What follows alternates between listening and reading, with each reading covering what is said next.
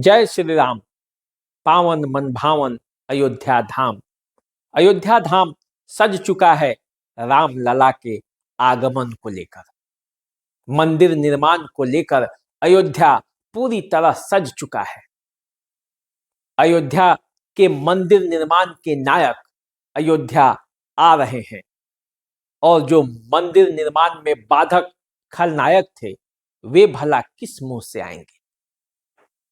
कुछ लोगों का इस पर विरोध है और कुछ लोगों का विरोध नहीं है, फिर भी वे नहीं आ रहे हैं।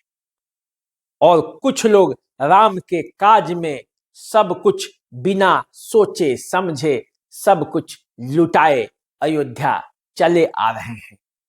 सब राम जी की भक्ति में लगना चाहते हैं, लेकिन इस राम भक्ति के बीच, राम मंदिर निर्माण के उद्घाटन के बीच कई ऐसी बातें हो रही हैं जो मन में थोड़ा न थोड़ा कहीं न कहीं संशय पैदा करता है कि सनातन धर्म के बीच में भी क्या इतना विरोधाभास होता है।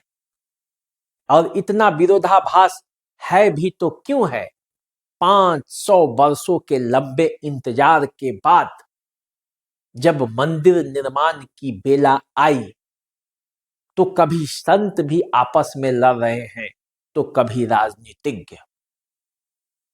राम मंदिर के निर्माण के संघर्ष में जिनका लहू बहा है वे तो उसके साथ पूरी तरह खड़े हैं, लेकिन जो दूर से तमाशा देख रहे थे या जो पहले भी विरोध करते आए हैं वे आज भी किसी न किसी तरह से विरोध करना चाहते हैं।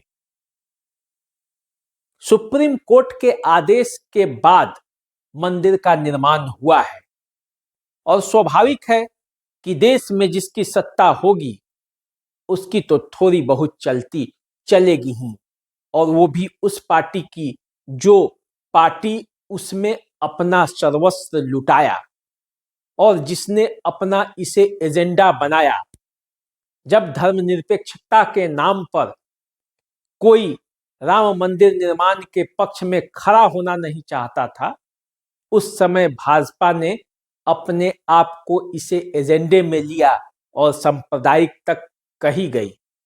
तो अब जब मंदिर का निर्माण हो रहा है तो स्वाभाविक है कि इसका लाभ चाहते हुए या न चाहते हुए भी भाजपा के पास तो जाएगा है।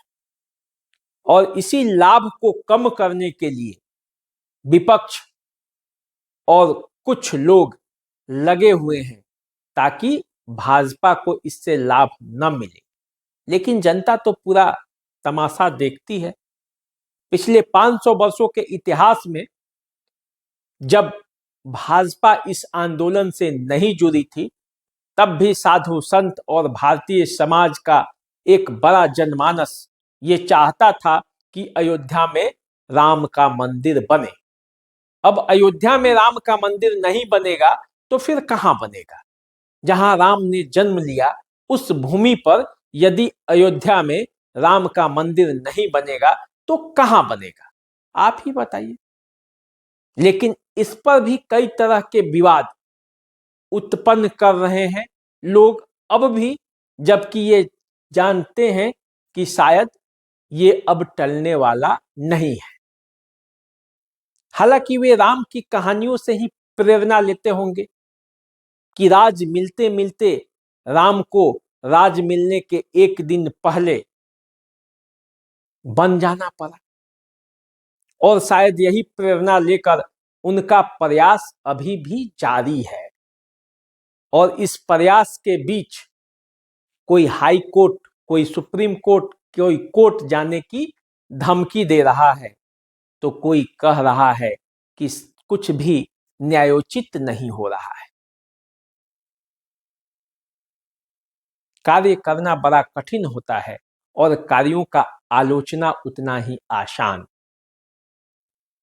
और ऐसे में जब राम का काज हो रहा है तो बाधाएं तो आएंगी, और उन बाधाओं को पार कर जो आगे निकलेगा वही तो नायक है।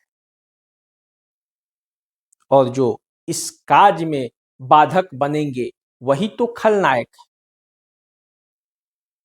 इस भूमि पर, इस धरा पर जब जब धर्म के काज हुए हैं, इतिहास गवाह है कि कुछ तत्व उसमें बाधक बनते हैं। अब भी वही हो रहा है। अनावश्यक सवालों के घेरे में लोगों को लाया जा रहा है। नए नए षड्यंत्रों के बीज बोए जा रहे हैं। कहां कहां से गरे मुर्दे उखाड़े जा रहे हैं और उधर जिन्हें कार्य करना है वो अपने कार्यों में लगे हुए हैं। राम भक्त ये चाहते हैं कि किसी भी हालत में मंदिर का निर्माण जल्द से जल्द पूरा हो, अयोध्या एक विकसित अयोध्या के रूप में सामने आए, और उसका चित्र आ भी रहा है। अयोध्या सज रहा है, अयोध्या में एयरपोर्ट खुल रहे हैं, अयोध्या का रेलवे स्टेशन देखने लायक है, अयोध्या की सड़कें चमचमा रही हैं और अयोध्या अपने राम के इंतजार में सज धज कर तैयार है। अब कुछ लोग ये भी कहेंगे कि राम तो वहां जन्म ही लिए, अब राम आएंगे कैसे आएंगे? अरे ये सबको पता है कि राम अयोध्या में जन्म लिए और अयोध्या में वे निवास किए, उसी सरयुग के जल में उन्होंने जल समाधि ली, तो राम तो वही है। पर ये जो जो मंदिर बन रहा है, उस नए घर में प्रवेश की बारी है, तो राम को तो सब बुलाएंगे ही, राम को तो सब मनाएंगे ही, और राम की भक्ति का गीत तो गाएंगे ही। तो चलिए, पूरा अयोध्या राम की भक्ति में डूबा हुआ है। हम सभी राम भक्तों के कल्याण की उम्मीद करते हैं। हे प्रभु, सबका कल्याण करें, अपने भक्तों का भी, और जो आपके विरोध में खड़े हैं उनका भी, क्योंकि राम तो मर्यादा पुरुषोत्तम है। आप तो मर्यादाओं के पालन करने वाले हैं। आप तो उन्हें भी माफ करते हैं जो आपका सबसे बड़ा शत्रु होता है। नमस्कार।